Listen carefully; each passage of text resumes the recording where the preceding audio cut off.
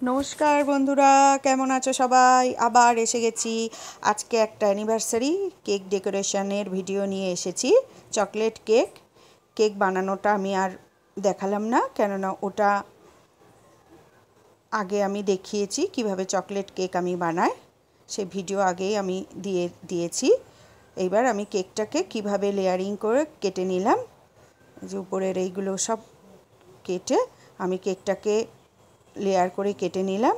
নিয়ে এবার আমি ক্রিমটাকে আমি 1 পাউন্ড কেকের জন্য আমি ক্রিম নিয়েছি। ক্রিমটাকে আমি ভালো করে একটু ভ্যানিলা এসেন্স দিয়ে আমি ফ্রস্টিং ক্রিমটাকে বিট করে নেব।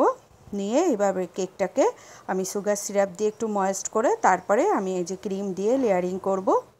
যেহেতু এটা চকলেট কেক, সেই জন্য আমি চকলেট সিরাপ দিয়ে দিচ্ছি লেয়ারে।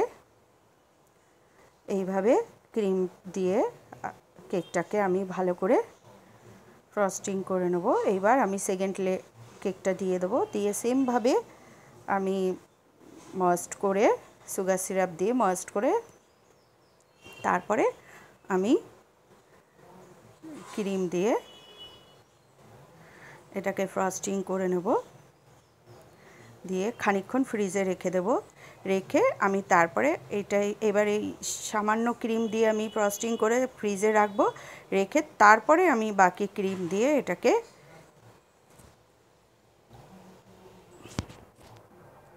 ক্রিম ফ্রস্টিং করব।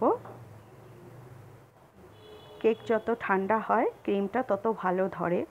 আর এখন একটা গরমের সময় তো ক্রিমটাকে বানিয়ে মাঝে মাঝেই ফ্রিজে একটু রাখলে কেকটা ভালো হয়। আর আমি সবসময় ট্রোপোলাইটের ক্রিমটা ইউজ করি, আমার ভালো লাগে ওই ক্রিমটা দিয়ে। এই যে গানাশ দিয়ে আমি ফ্রিজে রেখে মাঝখানে গানাশ বানিয়ে নিয়েছিলাম, চকলেট গানাশ বানিয়ে নিয়ে এইবার গানাশটা দিয়ে আমি এইভাবে হালকা হাতে স্প্রেড করে দেব। দিয়ে এই যে সাইডে যেগুলো গড়িয়ে পড়েছে ওটাকে আমি পরিষ্কার করে গানাশটাকে পরিষ্কার করে নেব। আর আমি কতগুলো ফ্লাওয়ার বানিয়ে নেব। এবার এটাকে একটু ফ্রিজে খানিকক্ষণ সেট হতে দেব। ফ্রিজে রেখে আমি কতগুলো ফ্লাওয়ার বানিয়ে নেব। বানিয়ে আমি এবার কেকটাকে ডেকোরেশন করে নিয়েছি। এই যে আমার অ্যানিভার্সারি কেক রেডি।